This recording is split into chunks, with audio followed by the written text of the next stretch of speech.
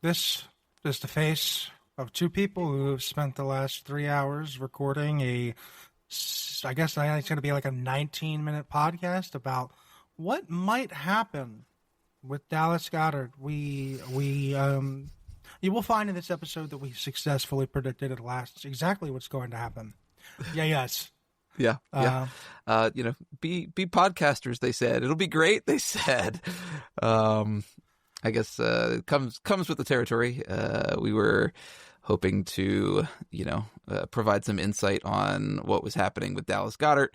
And then while doing the editing for the episode, saw the news that Dallas Goedert has been extended.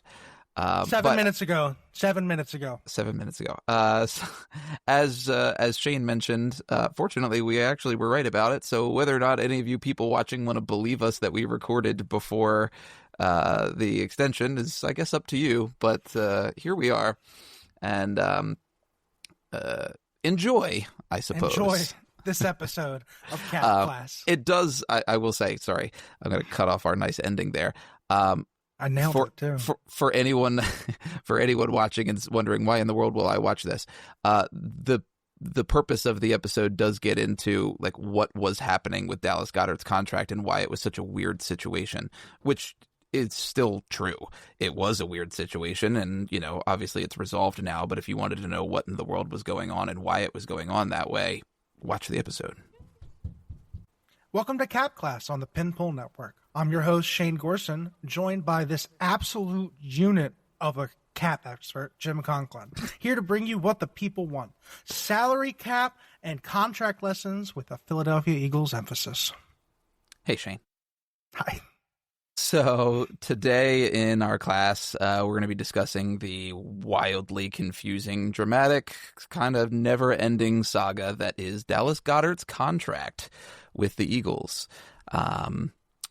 So we were talking off before we started recording a little bit, and made the joke that Dallas Goedert is kind of like the Schrödinger's cat of free agents at this point. He both is and is not a free agent at the same time. And Shane said, "Oh, let me cook."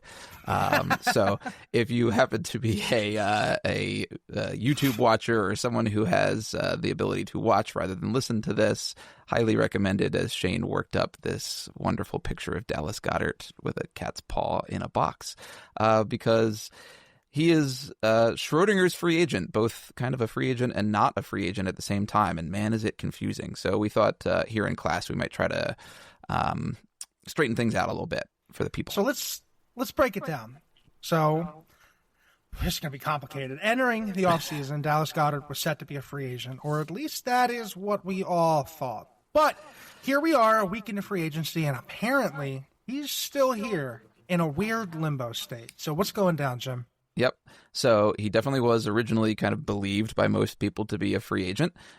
He had void years on the end of his deal, right? But he had no real contract years remaining. There was just void years that are, made up kind of for accounting purposes, but they don't actually keep you on the team. And the new league year began on March 11th, right? At 4 p.m. Or the old league year ended, I guess we could say, at 4 p.m. And then the tampering period began 2 days before that, right? So kind of we were into this whole swing of the new year, and his contract should have, by what everyone assumed, ended at 4 p.m. on March 11th, and he would have become a free agent at that point. But we're sitting here Sunday, March 15th, recording this, and that's not the case, Jim. Right. That is not at all what happened. Here we are, still on the roster. So how is this possible? If his contract was supposed to expire with the new league year ending or starting, however you want to word it, why are we here? So there's definitely a weird contract situation happening, and it's pretty unique. I had kind of hinted at its possibility or discussed its possibility with Shane and Johnny over on the Shane page. Patreon. We did a video all about like 2 hours on just Eagles in general, but Dallas Goedert's contract situation was a part of it. And I had suggested the possibility that the Eagles could add a dummy salary to his year, right? Which is basically like an actual extension, quote unquote, where you add a year to his contract so that he remains still on the roster, kind of like how he has, right? And the reason you could do that is to prevent the acceleration of his future dead cap, right? So when he becomes a free agent, he's got this $13 million in extra years in the future years that as soon as he becomes a free agent, those all accelerate to the current year. And you'd wind up with a total of $20.5 million in dead cap space. However, once the new league year begins, you can designate 2 players as post-June 1st cuts, and that keeps the money spread out. It would only be $7.5 million this year and the other 13 in the future. So again, this was maybe a month ago now. I had suggested this as a possibility of something that they might do. So Jake Rosenberg, who's a former Eagles front office member, he really likes his high horses. Let me tell you what. It was an interesting back and forth, but he certainly knows his stuff, right? And he pointed out correctly that they would have had to have done that during the season, that they couldn't have done it after the season and then made him a June 1st designation. He's correct about that. He had then, though, went and spoke to some people, potentially people in the front office. I imagine he has connections there. And initially said, like, oh, turns out they actually did do that during the season when they would have been allowed to. And then a few days later, actually came back and essentially said, like, never mind, that's not actually what they did. He's going to become a free agent. That the dummy salary wasn't added. Then Jason from overthecap.com kind of came in just the other day and explained the situation a little bit in some writing. I think he did like a short article on his website, which discussed that there is a dummy salary that exists. And that's why he isn't a free agent right now, which kind of makes sense. So we've sort of had this kind of back and forth with different sources, all discussing this possibility. But that seems to be what has happened, is that he has this dummy salary and he's a little bit in limbo right now. When they do this dummy salary, they usually put in like a poison pill clause that essentially says, like, when a certain date comes, Goedert has to either be cut or extended, or the team is going to wind up having to pay him some enormous amount of money, right? And it just forces the team not to be able to just keep him there permanently as like, haha, you agreed to this dummy year thing and now you're trapped. It seems like that is kind of what's going on here. Is this like something that happens regularly around the league with people? This doesn't seem like it's like a standard practice right now. You're very right. It is super rare. It requires an enormous amount of trust from the player, right? Because, the player, to agree to something like this, the player misses out on pre-free agent negotiations, right? Even with the team, because obviously, like, all of that money becoming void becomes an incentive for the team to potentially, like, get a deal done, right? So a player deciding, like, you know what, we can push my void, further out. That takes away some of that negotiating power that they have with their own team during kind of re-signing time, right, before free agency even begins. And in addition, when the player is, when free agency begins and technically even for a day, the player is still on the team, that adds a little bit of complication to the tampering period, right, and to the first day of free agency. If it's just a single day, right, if the team and the player have worked out this deal that, as soon as the first day of the league year comes, they're going to, name them as this June 1st designation, and then immediately they'll be able to go out and, participate in free agency. In a situation like that, the player might not mind so much, right? Maybe there's kind of a deal worked out. Maybe it gets leaked to the other 31 teams that, like, hey, we're going to be designating this guy, basically treat him like a free agent. We're just doing it for cap reasons, that kind of thing, right? Maybe in that situation, a team's able to do it. But, in a more extended time, which we're going to talk about in a little bit, is a lot more rare. It's also, so this is rare for rare. It's also rare for this to happen because there's a negative for the team as well. Teams wouldn't want to do this for every player or anything like that because Goedert now, for example, is not eligible for a compensatory pick. If he does leave the team, we would no longer be able to potentially get a comp pick for him. This is a really important point because Howie Roseman loves his comp picks. He does love him. He loves those comp picks. He does love him some comp picks, yeah. And, yeah, so compensatory picks are for players whose contracts expire, right? But in this kind of way, even though Goddard would potentially leave and it would feel like his contract expiring, technically, if they have this dummy year, they have to cut him, and cuts are not eligible for comp picks. So this would remove that from the table. So obviously, like, there's got to be motivation in order to do this, and it's very rare, not only for the trust reason, but for the team throwing away the possibility of a comp pick. But it gets even stranger. So his deal was originally going to void at the end of the league year, as we talked about. But then it got moved to Wednesday, for the new league year, then Friday. And now I believe it got moved to Monday. So we should have an answer very soon. But, like, this is, as you said, it's rare on rare, but, like, this has to be a massive blow to his free agency stock. And, you touched on it a little bit, like, the amount of trust he must have with the Eagles organization, or he has to know that there's a deal on the table somewhere that he can help the Eagles out while also having reassurance that he's not missing out on money. Like, this is, I don't know, this is crazy. Yeah, you nailed it, because, obviously this moving date is buying time for their negotiation, but all the while, you're right that, like, this makes free agency harder and harder and harder and less of an option for him. So if you had asked me a week ago what's going to happen with Dallas Goedert, honestly, I would say I'm not entirely certain, right? There's all sorts of possibilities. The more that they are postponing this, the more it tells me about what must be happening behind the scenes, right? Because Goddard and his agent would absolutely not keep moving the date like this just as a favor to Philadelphia to buy them time, right? Maybe they agree to wait out the first day, like I had said, if they wanted to facilitate this post-June 1st designation, that kind of thing. Maybe they would be okay with doing that. There's no way his agent would let him just keep on helping the Eagles out and miss the entire first week of free agency.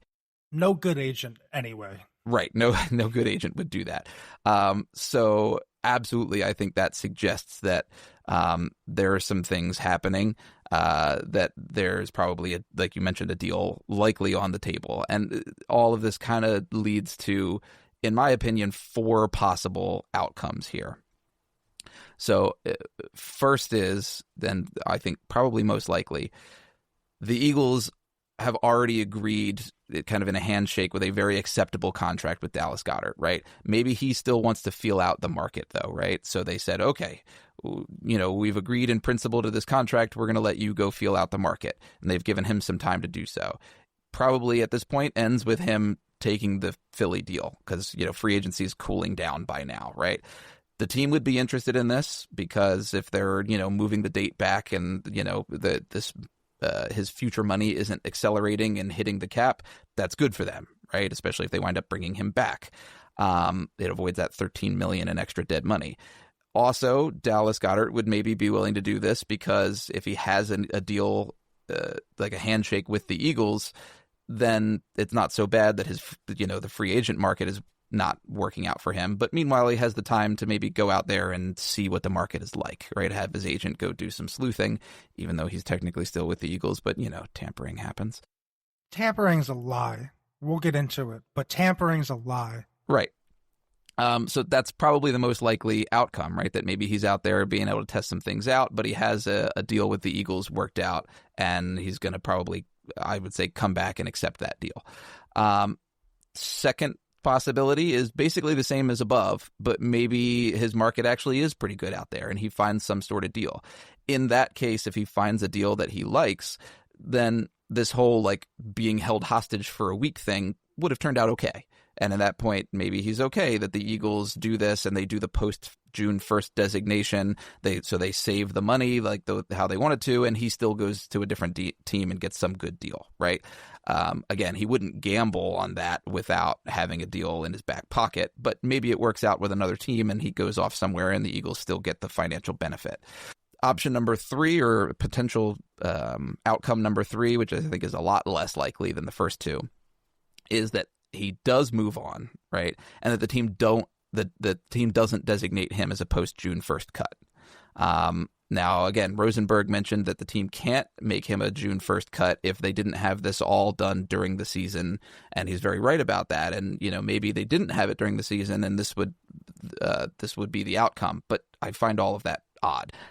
The fourth outcome, which definitely will not happen, is that Howie pulls the rug out from Goedert, right? That he designates him as this post-June 1st cut, and that Dallas doesn't have a contract worked out somewhere else, doesn't actually have a contract with the Eagles or had a contract, and Howie pulls the rug out from him. And it saves the Eagles all of the money, and Goedert is just out there kind of screwed. And now that his free agency stock is tanked and free agency has passed him by. That will not happen. That does not make sense.